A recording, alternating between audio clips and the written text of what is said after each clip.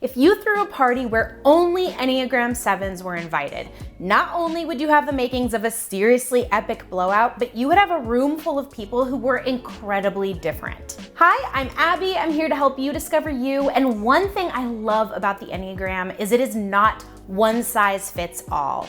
Your personality changes depending on your levels of health, depending on your life circumstances, and depending on, you guessed it, your Enneagram wings. Enneagram wings add spice to your main type and give you a more well-rounded view of your overall personality. So what are Enneagram wings? Basically, they add depth to your main personality type, but your core motivations, the core four, those remain unchanged. Beth McCord of Your Enneagram Coach calls your wings your salt and pepper. It's your little flavoring, right? And just so you know, if you want a little background about what are wings, how do I find my wing, I will put my Enneagram wing beginner video right here. It's important to know that both of your wings are easily accessible to you. Everyone is a unique combination of their main type and their neighbor types. Some people find that they have balanced wings, which means they think that they feel that they use it pretty equally on both sides, but most people rely more heavily on one wing than the other. So for example,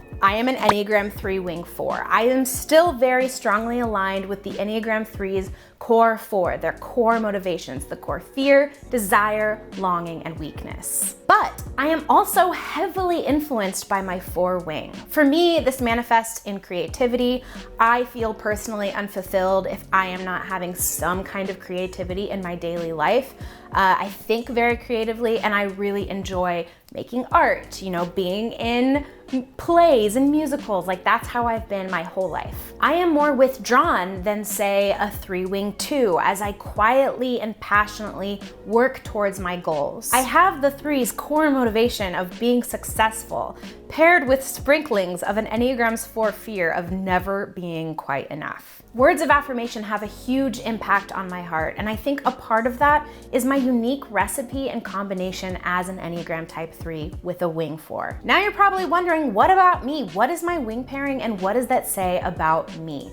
I have covered these all extensively in my Enneagram wing playlist. There is a playlist for each type, and it goes through all of the Enneagram wing pairing options. However, in this video, I'm gonna give you a brief overview of all of those 18 different combinations so you can kind of get a general idea of what you might be and what other people might be in your life. All right, here we go. Let's start with 1 wing 9, also known as the Idealist. They are practical perfectionists who tend to be more introverted. They excel at objective thinking, and like Enneagram 9s, when things get stressful, they can lean into that detachment, that kind of numbing out experience of like, oh, life is too much. I need to stop engaging right now. The 9 brings out a more trusting and relaxed nature in the 1, which makes them able to have a more diplomatic stance towards other people who hold different opinions than they do. 1 wing 2, the Advocate. They are socially aware activists who work to create a better world for themselves and the people around them. They tend to be more helpful and empathetic than their counterparts, and they are very action-oriented.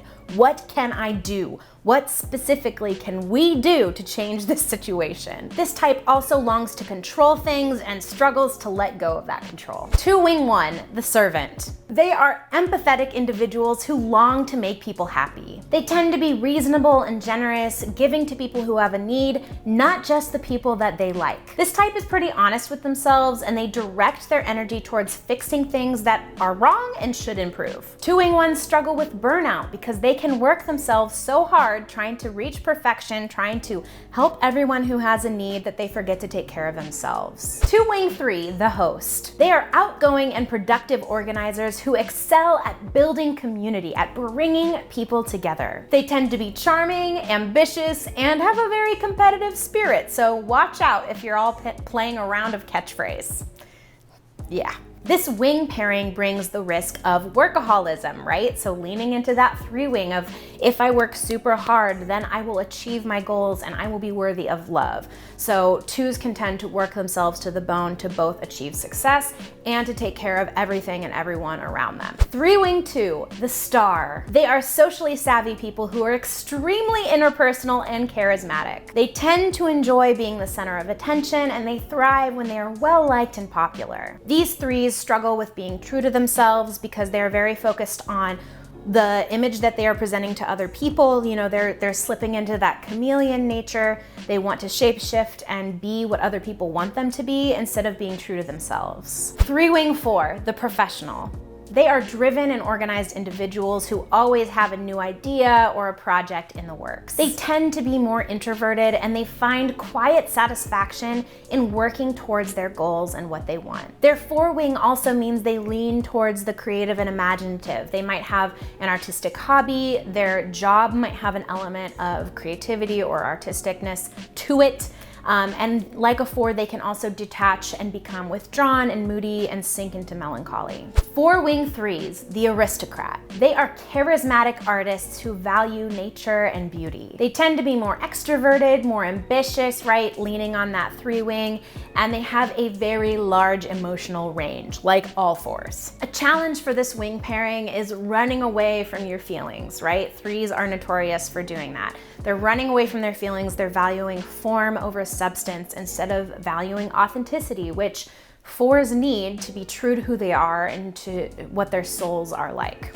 4-wing 5, the Bohemian. They are intense creators who use their self-expression to explore the world and show what does it mean to be human. They tend to be more introverted and insightful with a high capacity for thoughtful observation. This wing pairing is also prone to withdrawing from other people and self-isolating when they're depressed. I find this wing pairing to be incredibly interesting because it's both like a logic-based Enneagram type, the type 5, and then the artistic kind of creator brain Enneagram type, the type 4, kind of mixed together. It's an odd combination, and it's an interesting combination. 5-wing 4, the Iconoclast. They are lone rangers who value being self-taught. Think Ron Swanson from Parks and Recreation. They tend to be more creative and humanistic, and they can launch like head over heels into one topic, like woodworking or being a liberal. I'm just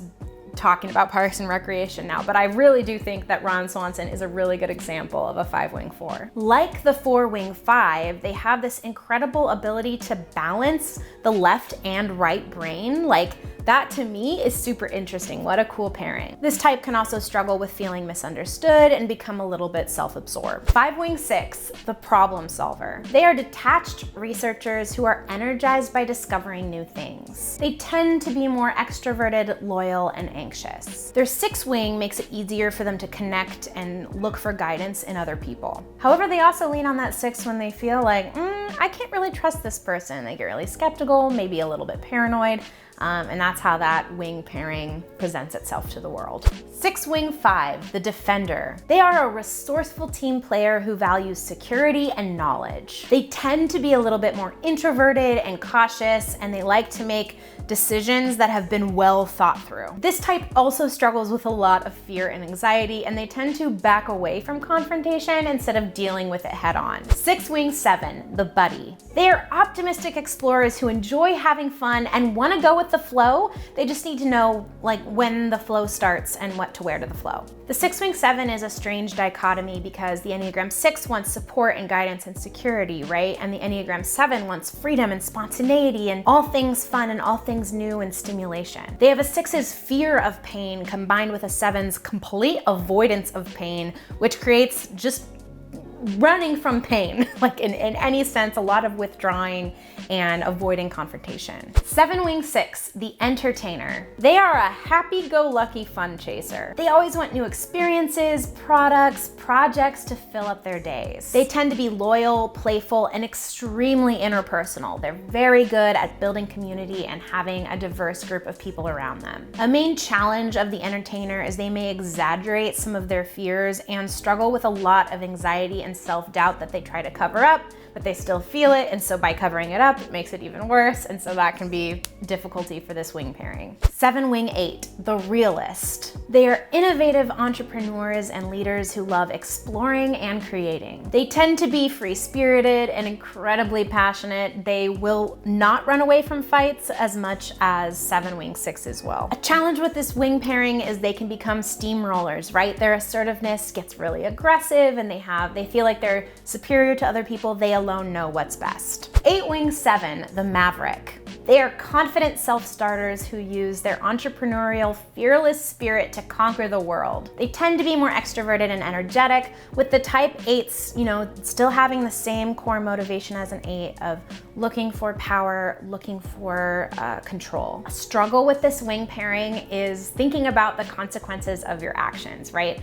Dealing with the effects of your actions can be more difficult and challenging with this pairing. 8 wing 9, the bear. They are quietly strong leaders who strive to preserve harmony in a gentle way. They try to keep other people's best interests in mind, and they tend to be a bit more interpersonal and people-oriented than 8 wing 7s are. This type struggles with withdrawing during stressful times and then simultaneously judging themselves for withdrawing during stressful times. 9 wing 8, the comfort seeker. They are independent individuals with a calm mission to discover the beauty in the world. They tend to be a little bit more outgoing, a little bit more assertive, and they have this cool ability to balance both their diplomacy side of themselves, like their mediator side, and their individuality, wanting autonomy side of themselves. They tend to struggle with the pursuit of pleasure rather than pursuing the things that they genuinely need, that their soul genuinely needs. 9 wing 1, the dreamer.